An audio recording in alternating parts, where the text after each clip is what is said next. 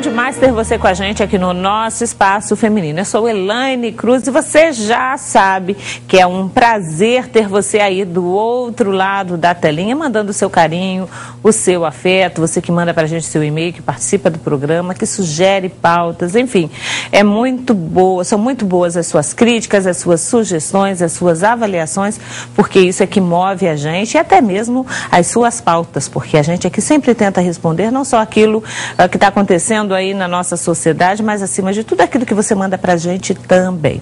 No programa de hoje nós vamos falar sobre uma doença que já foi considerada uma grande epidemia, uma doença que já matou muita gente, mas que infelizmente não é erradicada, que tem inclusive crescido muito nos últimos anos. Nós vamos estar conversando sobre tuberculose, que muita gente pensa que é uma doença lá de antigamente, mas que está muito presente no nosso cotidiano e é importante a gente conversar sobre ela. Nós estamos recebendo Liamar Borga, que é chefe do ambulatório de pesquisas do Centro de Referências da Fiocruz. Na realidade é um centro de referência que fica aqui nessa área de Jacarepaguá, é isso mesmo, Liamar? É no mesmo terreno do Hospital Rafael de Paula Souza.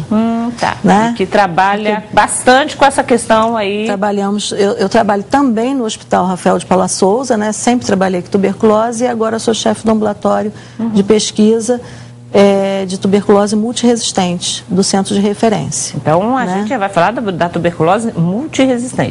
Da tuberculose e tuberculose multiresistente. Mais séria ainda, né? Mais séria do que a tuberculose. E também, com muito prazer, Edmilson Migovski, que é infectologista, que volta ao programa e sempre que ele vem aqui é muito bom, porque são informações aí o tempo inteiro que a gente gosta, além de estar na telinha aí com Vamos Saúde.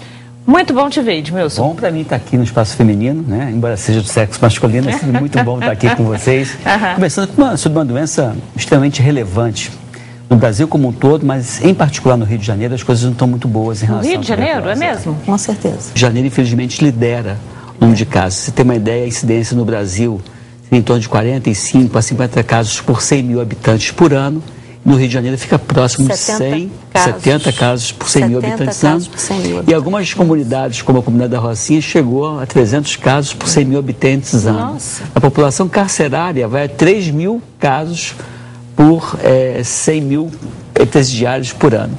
Então é uma doença que depende muito dessa questão social, da aglomeração, do número muito grande de pessoas e da conscientização dessa pessoa para aderir ao tratamento. Não é quando você fala que o tratamento, a doença é algo antigo, Manuel Bandeira dizia, né? Belo, belo, minha bela, tenho tudo que não quero. Exatamente. E estava aí incluída a tuberculose. O próprio Manuel Bandeira tem outro poema chamado Pneumotórax, que diz assim: tosse, tosse, tosse, suores noturno. Uma vida inteira que poderia ter sido e que não foi. Então ele faz um vínculo, porque na época não tinha o tratamento que se tem hoje, e a pessoa vivia com tuberculose, né? E quase que a história natural da doença era que nem todo mundo morre, mas é claro que a doença mata com muita frequência, e mata mais frequentemente aquelas pessoas que não cumprem o tratamento e não se cuidam como deveria se cuidar. Né? Então, como é que se pega, né, pra gente, como é que se pega uma tuberculose? Como é que se contrai? Se pega é a forma como né, as pessoas falam, mas como é que uma pessoa pode contrair a tuberculose? A tuberculose geralmente é contraída, a pessoa inala o bacilo da tuberculose, né, através do espirro, da tosse, da fala de uma pessoa que está doente. Então, na verdade, ela é uma doença que, como as pessoas dizem, passa pelo ar. Passa pelo ar. Então, se a pessoa estiver dentro de um elevador e alguém tuberculoso ali der um espirro, uma pessoa assinalar que ela pode as contrair. Gotículas contendo bacilo e a pessoa as pessoas que estão ao redor podem inalar esse bacilo. Não necessariamente vão adquirir a doença tuberculose logo no início, entendeu? Elas podem ficar, o bacilo pode ficar lá latente dentro da pessoa e posteriormente ela até pode nunca ter a doença, mas pode vir a ter a doença. Isso é uma coisa curiosa, né, que eu costumo dizer que o teu sistema imunológico ele decreta prisão perpétua para esse bacilo, para essa bactéria, mas não frequentemente a pena de morte. Então fica lá o bichinho dentro da célula, latente, adormecido, esperando que a tua imunidade dê uma bobeada. Então, bobeada porque você pegou HIV, fez quimioterapia, fez doses altas de corticoide, baixou a imunidade, diabético, alguma coisa que você, infelizmente, fez com que a tua imunidade caísse. Fadiga, estresse também tudo pode ser isso fatores? pode fazer. Pode. Bebida alcoólica, né? Alcoólica. Então, você acaba tendo esses fatores que baixam a imunidade e aí o sistema imune dá uma bobeada e a bactéria, então, isso significa que não necessariamente naquela fase em que a pessoa está com uma imunidade baixa, ela vai contrair naquele momento. Ela possivelmente já estava lá com esse bacilo preso, mas adormecido. Esperando aí essa bobeada do organismo, é isso mesmo? É isso mesmo. Fica num presídio de alta segurança, de muita segurança, mas eventualmente se esse presídio, né, der uma bobeada e baixar a vigilância, o bandido sai da célula, o bandido sai da cela, no caso o bandido, a bactéria sai de dentro da célula que estava confinando, prendendo ele, evitando que aquela bactéria se desenvolvesse. Então, é algo bastante complexo. Bastante complexo. Como é que uma pessoa sabe que, uau, eu estou tossindo, mas não é porque, sei lá, sou professor e comi giz, como a gente diz. Não é porque comi alguma coisa que me fez mal. Quando é que os primeiros sintomas começam a aparecer? E como é que a pessoa sabe que aquilo ali é diferente de uma gripe, é diferente de um resfriado comum, não é diferente de uma tosse alérgica, por exemplo? Os sintomas da tuberculose, eles começam, geralmente, a pessoa começa com uma tosse, pode ser seca, né? Normalmente é mais seca, persistente, né? Por mais de 15 dias e a pessoa começa a perder o apetite, pode emagrecer, com certeza às vezes geralmente emagrece. Aparecimento de uma febre mais vespertina, mais à tarde, às vezes pode ser o dia inteiro, mas é muito comum uma febre mais vespertina e um suor noturno, né, que é muito característico da tuberculose. A pessoa acorda de madrugada, de noite, todo com um lençol todo molhado. Né, e junto com o emagrecimento, com uma tosse persistente, são sinais e sintomas que você tem que procurar um atendimento, entendeu? Para pesquisar a tuberculose. Quando esse vírus acorda, até chegar nesse quadro, quantos dias em média?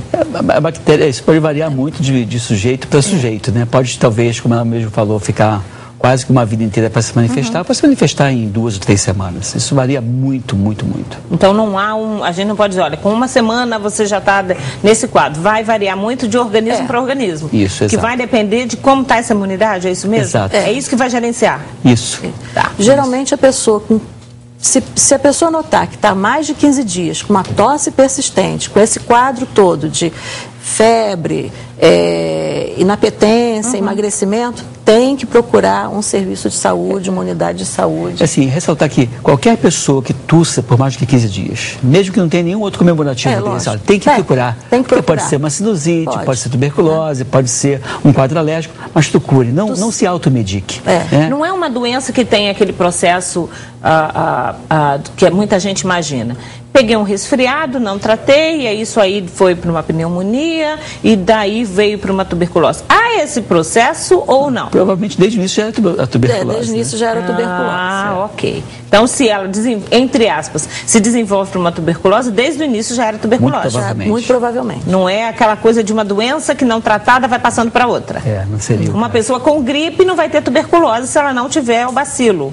É isso mesmo? Exato.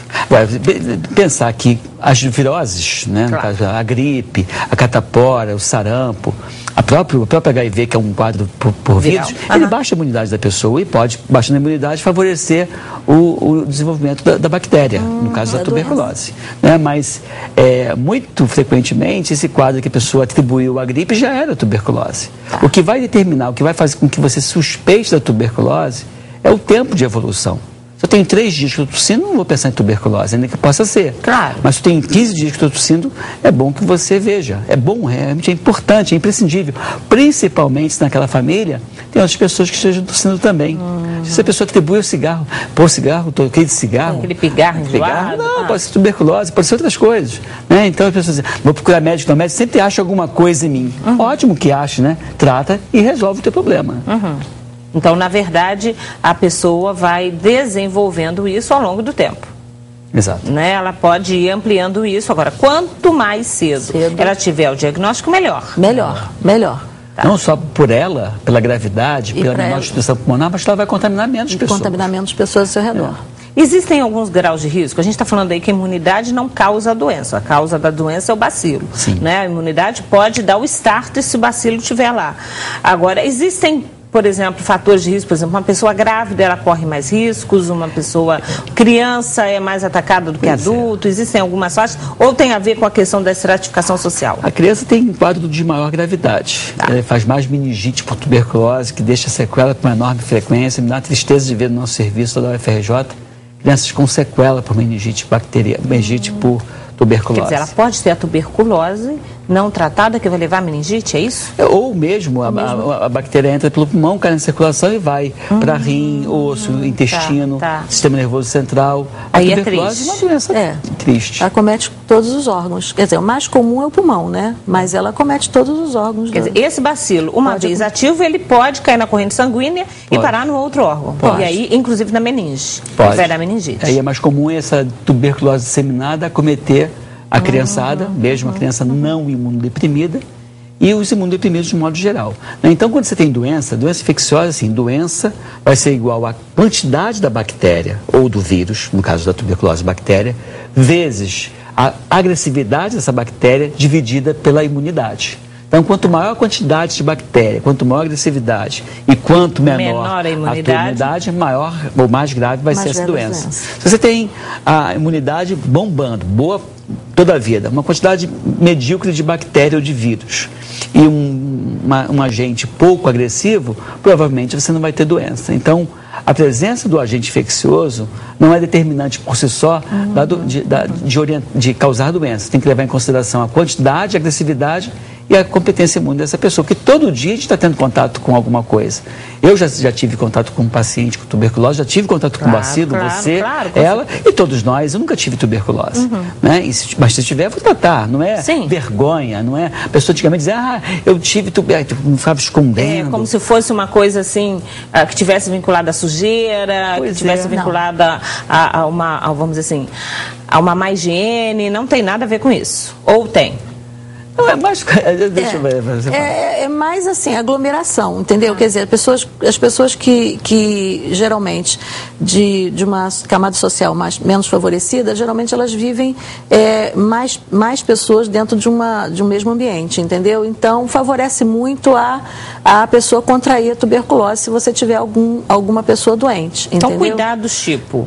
Essas casas de show que as pessoas ficam aí um tempão, um bebendo no copo do outro, todo mundo respirando, tossindo, não sei o quê, é complicado. Porque tem gente aí, a garotada vai às vezes para festa que passa a madrugada inteira. Mas assim, um contato esporádico, não sei se a pessoa, só não sei que a pessoa esteja muito perto, entendeu? Quer dizer, você num ambiente grande, só se a pessoa estiver tossindo, mas ele vai contaminar quem está à sua volta, não quem está longe, né? Detalhe, um trabalho de literatura antigo, que tinha um condutor do ônibus escolar estava com tuberculose.